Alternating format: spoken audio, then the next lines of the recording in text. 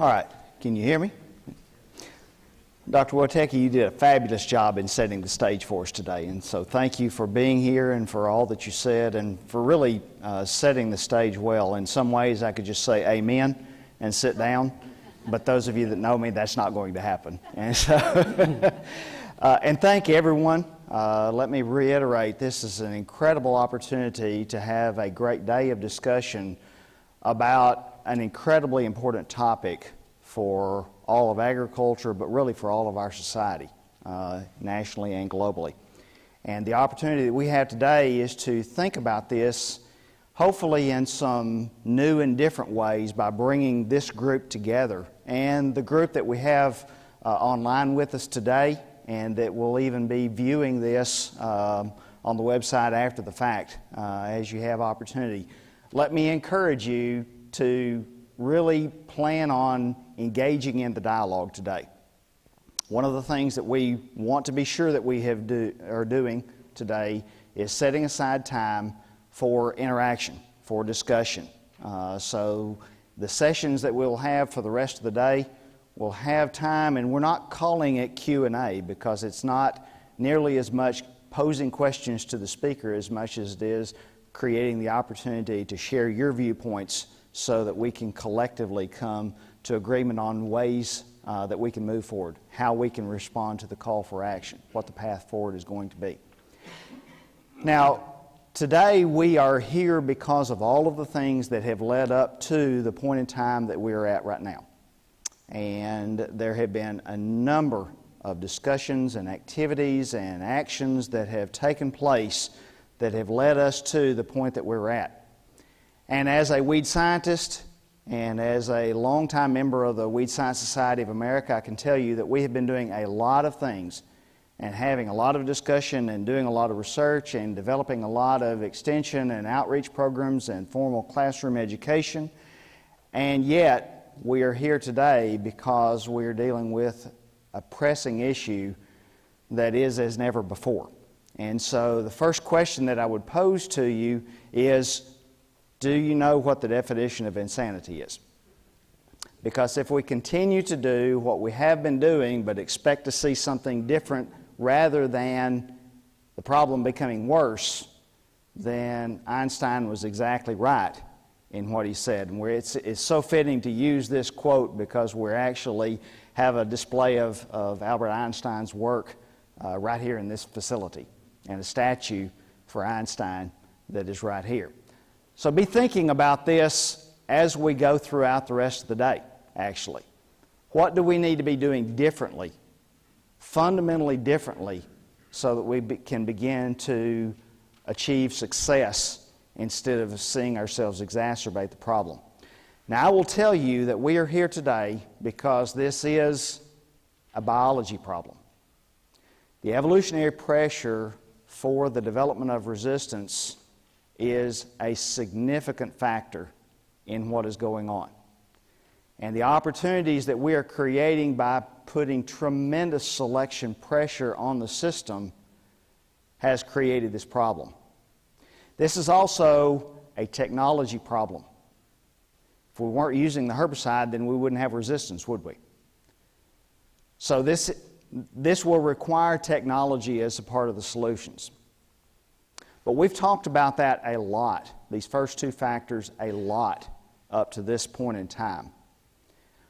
When we really need to fundamentally sit back and say, at its core, this is a human behavioral problem. Because the choices that you and I have been making is what has led to this. We have chosen to create a system, as Dr. Wssa said, using glyphosate as the example, in which it is so simple, so economical, so convenient that we place selection pressure like there has never been before. And this is not a glyphosate forum. This is a herbicide resistance forum because we're talking about issues that go far beyond one chemistry or one set of solutions. Now, what have we been doing up to this point in time? A lot of things. We've had 2 glyphosate stewardship forums, and Mike Owen and Chris Beerbohm hosted those a number of years ago before really resistance emerged as a significant issue. And we had a lot of dialogue. It created a lot of controversy. But we've had those. The National Academy study that was conducted a few years ago on the development of pest resistance and herbicide resistance was a landmark study that was published. We had the first Herbicide Resistance Summit 2 years ago that provided a report out for studies that had been conducted and papers that had been published on best management practices and on recommendations for the path forward that focused on technical solutions. We've had the Weed Science Society and a number of other organizations have been conducting symposia, and we've been publishing papers, and we've been doing lots and lots of things from a scientific standpoint that have been providing information and data to be able to know technically what we need to do to be able to address the problem. And as Dr. Wssa indicated, we had a great planning workshop last fall that really focused heavily on the human dimensions in planning for today. And we've had a lot of activities that have been going on prior to that and since then that has led us to the point that we're at. Now, what have we been saying? Well, for a few examples, there were 2 papers published in a special issue of the journal Weed Science that were funded by APHIS, that one focused on the state of knowledge that we have and a very detailed paper and literature review of all of the knowledge that we have. The second paper was focused on a summary of the best management practices that we know are there and they're scientifically sound, and recommendations on the path forward. The WSSA has developed a number of different training modules that have had thousands of downloads to be able to teach people, and they were very well done. We had a team of folks that did a great job to be able to put this in very understandable language but very scientifically sound information that was presented in these training modules so that it can be very evident what does need to be done. We've had papers presented at symposia and papers presented at technical conferences, and we have websites that are out there from a number of different organizations that have posted great information. We've developed flyers and we've done workshops and we've had field days.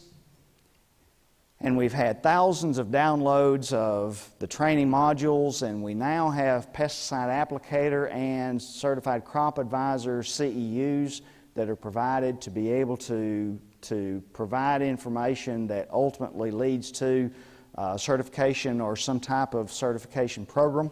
I can tell you personally that I was very excited to see the stewardship requirements that came out on the recent Enlist Duo label that required herbicide resistance management plans to be a part of the effort. We've had mechanism of action labeling that's been placed on most of the herbicides that are marketed in the United States, which is a fundamental aspect of what is required to be able to effectively develop stewardship plans. And we've had data that has come in over the last few years that indicates that there is a significant increase in the use of soil-applied herbicides and a wider diversity of herbicide use in our major row crops. So all of this is fabulous, and we have published information, and I'm going to show you a few slides that came from the first Herbicide Resistance Summit. And we're not going to go over these in detail because you've already seen them. And frankly, my guess is all of you in this audience know them because it's information that we've had. Frankly, it's information that I taught in Intro to Weed Science. And so it's back to the future all over again. So we talk about best management practices, and we say things and we do things that are a clear indication of what needs to be done.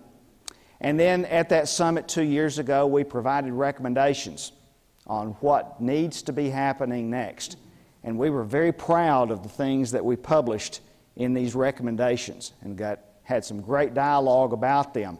And so there was a lot of different things that were discussed, and yet here we are today, and if we look at a couple of the slides from Ian Heap's great website on tracking herbicide resistance, the trend line is not in the direction that we want to see. We are continuing to see an increase in the problem, and as I indicated, this is not a problem that is a glyphosate problem. If you take a look at these, and this is a very complicated graph, but the blue line at the bottom is glyphosate. The red line up at the top are ALS inhibitors. And I can tell you that when glyphosate-resistant genomics came along, we in the Weed Science Society were talking about a crisis in herbicide resistance development in the ALS chemistries. And so in one sense, glyphosate came along at just the time to be able to save our necks from the explosion of resistance that we were seeing then and continue to see now. And this is not a corn, soybean, cotton problem either. There's a lot of crops that we have seen the development of herbicide resistance, and many of you might be surprised to know that the highest number is actually in wheat rather than in soybean. And cotton actually falls way down the list in terms of the number of different herbicide-resistant species that have been identified in that crop. And it's not a Palmer amaranth tall water hemp problem either. If you notice, Amaranthaceae is actually way down on the list in terms of the number of herbicide-resistant species within the different families. The grasses, by far, have the most incidences of herbicide resistance. And this one is probably one of the more frightening slides that I will show today. And that is the number of species that have resistance to multiple herbicide mechanisms of action. And as you can see, top of the list is ryegrass with 11 different herbicide mechanisms of action in that one species that have been reported. And as will be discussed later today, the chance for multi-herbicide resistance is a real game changer, because when we start running out of options at all, then we have to step back and really rethink the entire production system for the crop that those species are in. Now, when we think about herbicide resistance, and the pictures that you typically see on websites and in news reports are things like this. But I want you to be thinking today that herbicide resistance that we're trying to address looks a lot more like this. That one or two escaped plants that are out there, that there's no good explanation for why they survived the application. Because this is when we can do something real about it, rather than when we're facing this kind of a situation. In this kind of a situation, what we're actually looking at are options like in Mississippi, where I'm from, seeing hoe crews like I haven't seen in 15 years. Or in seeing, like in Arkansas, where they're pulling pigweed and bringing it to the edges of the fields and then taking it off and burning it somewhere to try to be sure that the seed does not go to seed. And so now we're looking at a lot of scenarios that a few years ago we as weed scientists weren't even thinking about, and frankly challenge all of us. And I appreciate Dr. Woteki's comment, because now we're looking at things in how do we reintegrate tillage into systems that have been designed for reduced or no-till systems when that threatens soil conservation significantly. Well, that's a researchable question that we need to be addressing, and we need to be addressing square on in a community approach. So, back to my definition of insanity, if we continue to do what we have been doing, we know what's going to happen. So today, we're here to talk about the human dimensions. We're not here to talk about the biology. We're here to talk about how it's all integrated together into a cropping ecosystem. And that ecosystem includes us. And so the focus today will be on that. We will be taking a strong look throughout the day at the sociological and the economic dimensions of herbicide resistance so that together we can achieve what we simply have not been able to achieve up to this point in time. The agenda for today is, we've already had our opening comments from Dr. Wssa. My talk is the introduction, if you would. The next speaker will be talking about understanding the decision-making process that growers or those that make the recommendations to the grower go through to be able to better understand how we can impact that decision-making process. Then we're going to talk about the economics of herbicide resistance, and we're going to take a good look at it from that standpoint, because the data that always comes back is economics is the most significant driver in the decision-making process about resistant stewardship. Then we're going to have a presentation that talks about community-based approaches that have worked in other scenarios outside of herbicide resistance and agronomic crops. Then Steve Powell, after lunch, is going to give us a global perspective on herbicide resistance. And so Steve and I compared notes even when you were answering the one question, Dr. Wssa. Then we're going to talk about how we can go about diversifying tactics, getting away from a herbicide-only mentality toward a much more holistic approach. Then Jill is going to talk about education and outreach based on everything that we've talked about today. Then Mike Barrett is going to be speaking about incentives and the R word, regulation. Then as we wrap up the day, we're going to get an EPA perspective, and then Harold will conclude our discussion with a call to action. And I would plead with you, stick with us throughout the day, because I think the call to action in and of itself will be well worth staying. So what this summit is not about, this is not about reviewing the BMPs. I purposely threw all of them up there and went through so quickly that you couldn't read them, because this is not about that today. We know what they are. They're published. You can go look at the papers. You can go to the website and pull them down. We're not going there today. And this is not to talk about, even though as a scientist I will tell you I would love to have a day-long session that just focuses on the biology and physiology of this, but we're not going there today either. And first and foremost, this is not about pointing fingers. This is not a failure of the growers or academia or industry or government agencies or anyone else. This is our failure. And my plea to you today is own it. And as we wrap up the day, we're going to ask you to do some things that indicate that you are owning this problem. So what it's about, we want to understand the socioeconomic dimensions of the problem so that we can come up with better solutions.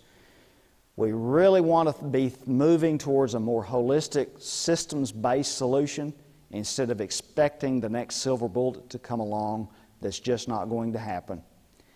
I want us to be able to reevaluate what we have been doing that hasn't worked, and I want us all to decide what role that we can play. So the outcomes, I want to see us all take ownership. I want to see us all commit to action. I want to see all of us step forward and play the leadership roles that we can play if we're going to be addressing this in a much more comprehensive and integrated way. And I want to see us walk away having had a lot of conversation amongst ourselves during the sessions and during the breaks and at lunch and at the reception this evening, having established new networks that we can use to better communicate, coordinate, and make plans to be successful. So as I said, today's format is going to be that our speakers will be brief and to the point. We're trying to preserve plenty of time for interaction with and amongst the audience. We're going to allow for time for dialogue, and then we're going to have several questions that are posed to you all throughout the day that you'll be using the clicker technology.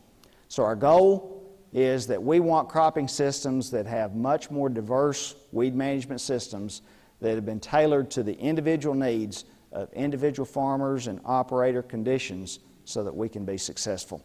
At the end of the day, resistance is only going to happen if we all work together in ways that we have not been doing effectively as we need to in the past. And that means every one of us.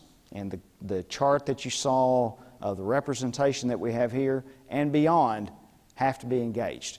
Bottom line is we need you engaged and your organization engaged if we're going to be successful.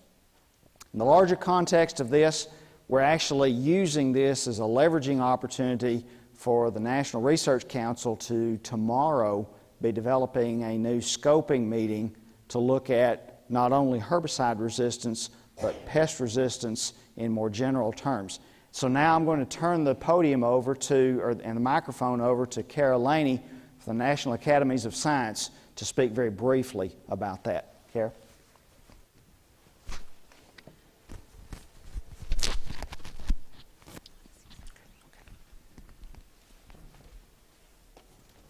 Thank you, David. As David mentioned, I'm Kara Laney, and I'm a study director with the National Research Council at the National Academy of Sciences. We're pleased to host this summit today. Thank you for joining us. As many of you know, the National Research Council is the operating arm of the National Academy of Sciences, a private, nonprofit institution chartered by Congress in 1863 to provide science, technology, and health policy advice to the government. We enlist leading scientists, engineers, and other experts to serve pro bono on ad hoc committees to answer scientific and technical questions facing the United States and the world. As David mentioned, our connection to this topic comes from a 2010 report that we released called The Impact of Genetically Engineered Crops on Farm Sustainability in the United States. You'll be hearing soon from Ray Dussom, and later in the day you'll also be hearing from Mike Owen and Dave Irving, all of whom served on that committee. One of the main findings of that report was that the resistance in weeds to glyphosate was becoming more common in fields with glyphosate-resistant crops, and that without changes in management practices, that trend was likely to continue. The traction that finding gained led us to organize the National Summit on Herbicide Resistance in Weeds in 2012, which David mentioned. And as he said, that summit and this one look at herbicide resistance in all production systems, not just those growing genetically engineered crops. As the Weed Science Society continues to place focus on the issue of herbicide resistance in weeds, we're going to turn our attention to the issue of pest resistance at a more larger scale. So we will be exploring what the state of resistance is not only in weeds, but also in insects, fungi, and pathogens.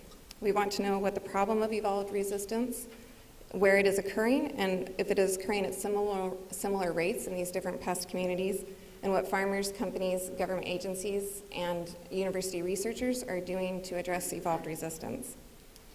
At this point, we are just learning about the issue and exploring if there is a role for the National Research Council to play, with the possibility of organizing a future workshop or a future study. It's a beginning effort, but if it develops to something in the future, we will be planning to keep groups like this audience involved. And we will be looking to you for your contributions, both in terms of sponsorship for activities and for keeping us abreast of new developments and issues related to pest resistance. Thank you again for being here today.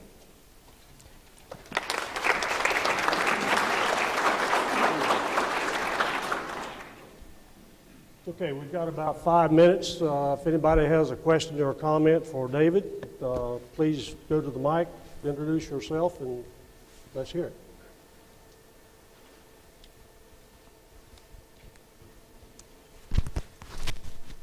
Okay, if we don't have any questions or comments, thank you, David. You did a good job. You've got us on time.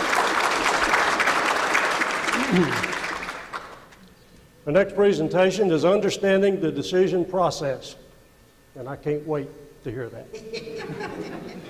Dr. Ray Dussom from the Michigan State University, who's professor and chair of the Department of Sociology, will make that presentation. Ray?